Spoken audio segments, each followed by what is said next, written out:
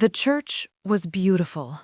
White roses everywhere, candles flickering, soft music drifting through empty pews. My dress fit perfectly, the veil draped just right, my hands steady as I held the bouquet. Everything was exactly as I'd planned. Except for the people. 12 guests in a room built for 200. David's family, work friends, a few college acquaintances. Not one member of my own family. My phone buzzed. Sarah, my maid of honor, glanced at the screen and went pale. "Emma, maybe you shouldn't—" "Show me." A picture. My sister, Claire, in champagne silk, holding up a diamond ring. My mother beaming beside her. My father raising a toast. Everyone I'd ever loved gathered around her like she was the sun itself. Posted 18 minutes ago. The caption read, "Celebrating our girl. So happy for you, Claire." I looked down the aisle at David. He stood there with infinite patience, waiting for me to choose. We could wait, we could postpone, we could pretend nothing was happening, or I could walk. I handed Sarah my bouquet and took her arm. "Let's go." "Are you sure?" I was sure of one thing. I would never forget this moment. And neither would they. My name is Emma Hayes, and I learned young that some people are born to shine, while others exist to make them look brighter. Claire was 3 years older, beautiful in that effortless way that stopped conversations. Blonde hair catching the light, blue eyes that sparkled, a smile that forgave her anything. I was the serious one, responsible, the one who earned good grades through work, not brilliance. Brown hair, brown eyes, average everything. Emma's our steady girl, my mother used to say, like reliability was a consolation prize. Claire studied art history at a private college. I went to state school on scholarships and worked 2 jobs to cover what financial aid didn't. When Claire dropped out junior year to find herself in Europe, our parents funded 6 months abroad and called it growth. When I asked for help with textbooks, my father said I needed to learn financial responsibility. The pattern was invisible until it wasn't. Until David. I met him at the tax firm where I'd landed after graduation, a financial analyst, steady, kind, the kind of quiet confidence that didn't need to announce itself. He saw me, not as the useful daughter or the overlooked sister, but as Emma, the person I was when no one needed me to be anything else. 6 months later, he proposed with a ring he'd saved for and a speech that made me cry. I called my parents from the parking lot, breathless with joy. "That's wonderful, honey," my mom said. "Claire will be so excited to help you plan." That should have been my warning. We set the date for June, a Saturday. I sent save the dates 8 months in advance. Everything was planned with precision because that's what I did. The venue was a historic church downtown, with stained glass that caught the afternoon light perfectly. I chose my dress carefully. Simple, elegant. Claire came to the appointment, took photos, suggested lunch afterward. "I'm so happy for you," she said over salad. "You deserve this." I believed her. 2 weeks before the wedding, she called. "Emma, amazing news! Derek proposed." Derek was her boyfriend of 8 months. Nice enough, though I'd only met him twice. "Congratulations," I said. "We're planning an engagement party, just something small with family." "When?" There was a pause, a single heartbeat of silence that made my stomach drop. "June 14th. My wedding day." "Claire, that's my wedding." "I know, and I feel terrible, but Derek's family is only available that weekend before they leave for Europe. We're doing it in the afternoon, so it won't conflict. It's the same day, same city. Emma, I didn't plan it this way. Things just aligned. You understand, right? I sat there with the phone pressed to my ear, searching for words. Did you talk to Mom and Dad? They said it should be fine. They can come to your ceremony, then make it to our party. It's just a few hours. My ceremony was at 3, the reception at 5, her party at 4:30. The math didn't work. It had never been meant to work. Please don't make this difficult, she said. This is huge for me. Can't you just be happy for your sister? Be happy for Claire. Support Claire. Don't make things difficult. Of course, I said. Congratulations. I hung up and stared at nothing. David found me sitting in the dark an hour later. That was deliberate, he said. She says it wasn't. Emma, it's your wedding day. She forced your family to choose. I didn't answer because I didn't know what I believed anymore. The morning of June 14th, I woke calm. Sarah helped me get ready, her eyes full of anger on my behalf. You don't have to do this today, she said. We can postpone. No, I'm getting married today. The church was beautiful. Every detail perfect, even if no one was there to see it. David's family was there. His parents, his sister, his grandmother from Florida, my work friends, people who'd shown up because they wanted to witness this moment. But the left side, the section for my family, sat empty. I walked down the aisle alone. No father to give me away, no mother weeping in the front row. Just me walking toward the only person who'd ever seen me as enough. We said our vows in front of 12 people.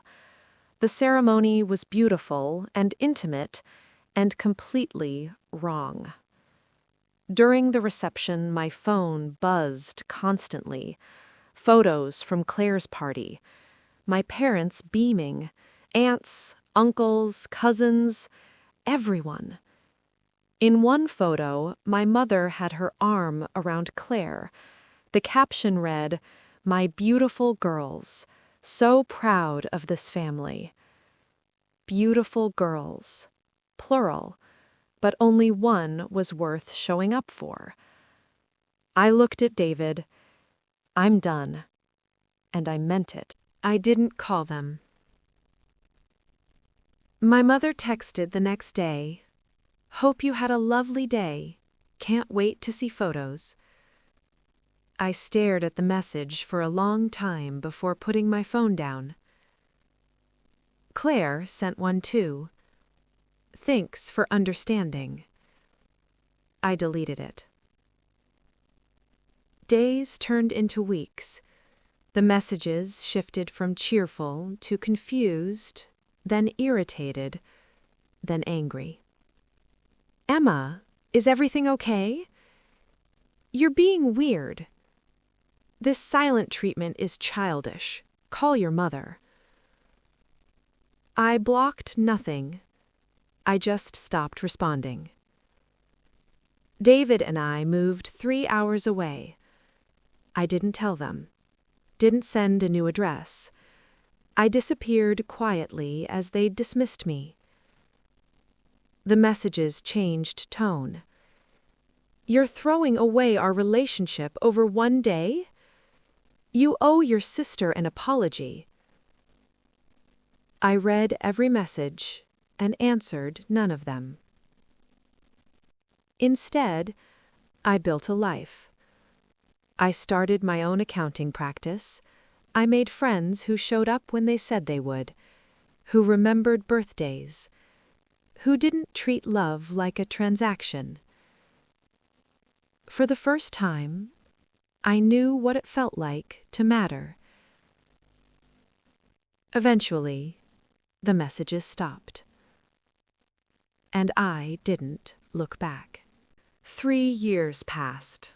I still followed Claire from a private account. Old habits. She married Derek 8 months after my wedding. A lavish ceremony, 300 guests, our parents looking perfect in every photo.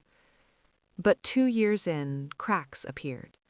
The posts became less frequent, the smiles looked practiced, captions shifted from blessed life to trusting the journey, then disappeared altogether. Then Derek's company collapsed. Financial fraud, federal investigation, his name in headlines. Claire's posts vanished overnight. 6 months later, Derek filed for divorce. I watched from a distance, feeling nothing. Not satisfaction, not sympathy, just the quiet recognition of karma doing its slow work. Then my mother got sick.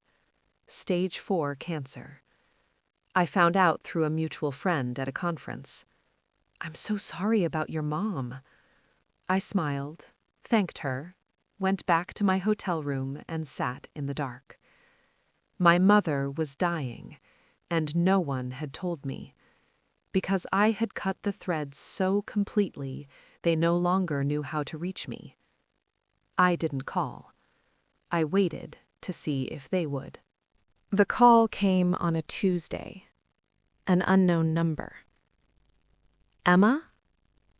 Claire's voice sounded older, tired, desperate. "How did you get this number?" I asked. "I hired someone, a detective. Please don't hang up." I stayed silent. "Mom's really sick. Stage 4. They're saying months, maybe less." "I know." A pause. "You know?" "What do you want, Claire?" "I need your help. Dad can't handle this alone. I'm drowning financially after the divorce. Mom's care is expensive and insurance won't cover everything. We need help." "We," I repeated. "Yes, the family." I let the silence stretch. "Please," she said. "Whatever happened before, this is Mom. She's dying. We need to come together." "Like we did for my wedding?" "That was 3 years ago. Are you really still hurt? Still angry that my entire family abandoned me? Still waiting for a single apology?" She didn't answer. "You watched me walk down that aisle alone. You celebrated while I cut my wedding cake in an empty hall. And now you want me to show up because it's convenient. She's still your mother. Then she should have acted like it." "Please," she whispered. "I'm begging you." And there it was, the moment I hadn't realized I was waiting for. "You want to apologize now because you need something." "I'm sorry," she said. "I was selfish. I was stupid." "Do you remember what you said when I asked you to move your party?" Silence. "You said not everything was about me, that other people get to have moments. Well, Claire, this is your moment. Handle it yourself." I hung up. The phone rang again immediately. I declined the call. Then my father's number appeared. I declined that, too. Then my mother's. I stared at the screen for a long time before letting it ring out. David came in from the garden and saw my face. "They called?" he asked. "They need money," I said. "What did you tell them?" I said no. He sat beside me. "How do you feel?" I searched for the answer and found it waiting for me. free. The letters started arriving a week later. Physical letters, sent to an address they must have gotten from the detective Claire hired. My father's was formal and cold. He wrote about family duty, responsibility, obligation. He asked for money without ever apologizing. I burned it. Claire's was long, pages of explanations and excuses. She wrote about being young, about not understanding, about how much she'd changed. I burned that too. My mother's letter was different. Short. Handwritten. The ink uneven, the words careful. Emma. I don't know if you'll read this. I don't know if I deserve for you to. The doctors say I have 4 to 6 months. Maybe less. And I've spent every day since the diagnosis thinking about that church. The empty pews. Your face when you looked for us and we weren't there. I told myself we were being fair. That Claire deserved her moment too. That you were strong enough to understand. But the truth is simpler and uglier than that. I chose her because I always chose her. You were capable, independent. You didn't need me the way Claire did. Except you did. You needed me that day, and I failed you completely.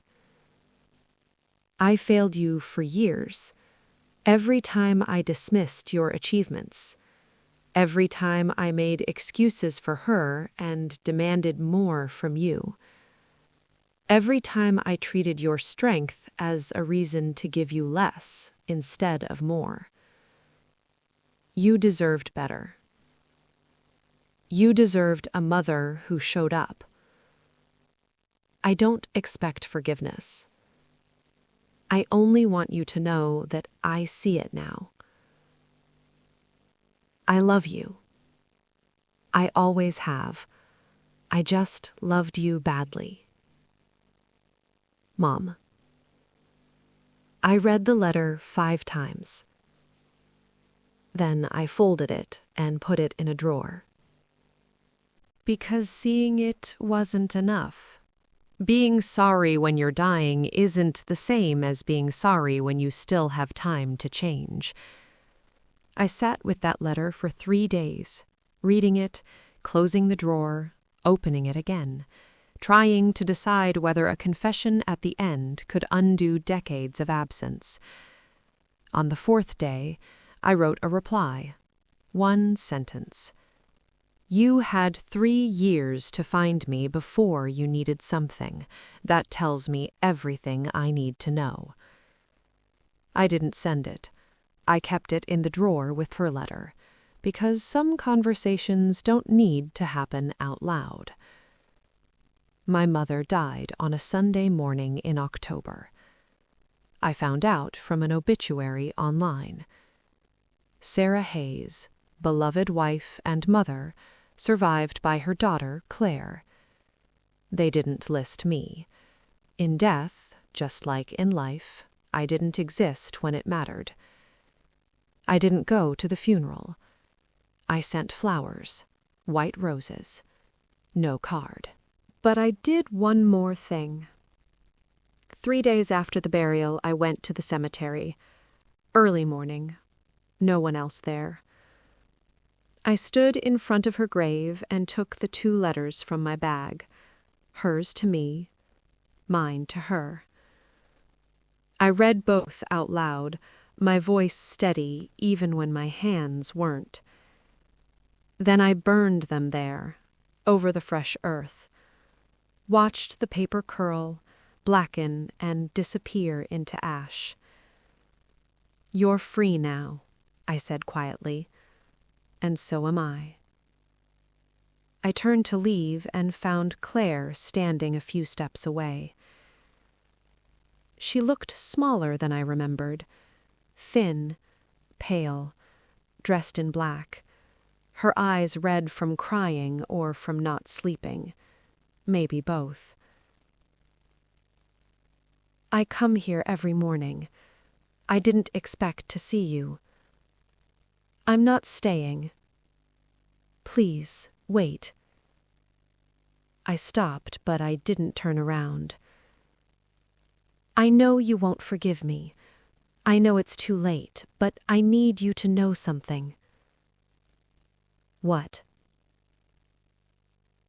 Mom asked for you at the end. She kept saying your name, asking where you were. I had to tell her you weren't coming. Her voice broke. She knew why, and it destroyed her. I turned slowly. Good. Claire's eyes widened. You want me to feel sorry for her? For you? You had 3 years to fix this. 3 years when you knew exactly where I was, how to reach me, if you'd actually cared. I was young, she said. I was stupid. You were selfish, I said. You still are. You're not here because you miss her. You're here because you're alone, broke and scared. And you thought maybe if you looked pathetic enough, I'd come save you like I always did. Emma! But I'm not that person anymore. The one who made herself smaller so you could shine. The one who forgave everything because family is supposed to forgive. She started crying. I have nothing, she said. I'm losing the house. I don't know what to do. I walked past her toward my car. Figure it out, I said. That's what you told me when I begged you to move your party. Remember? You said I was being difficult, that I should just figure it out. I didn't mean... Yes, you did. I reached my car and opened the door. You meant exactly that. I got into the car and closed the door.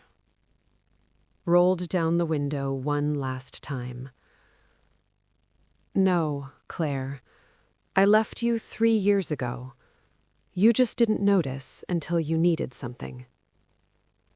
I drove away without looking back. In the rearview mirror, I saw her standing alone among the headstones. Small. Abandoned. Finally understanding what I had felt that day in the empty church. 6 months later, I received one final message. From Claire. I'm selling the house. I'm broke. I'm alone. I don't know what to do. If you ever loved me, please. I read it twice. Then I replied with a photo. My garden in full bloom. David beside me, his arm around my shoulders. Both of us smiling. No caption.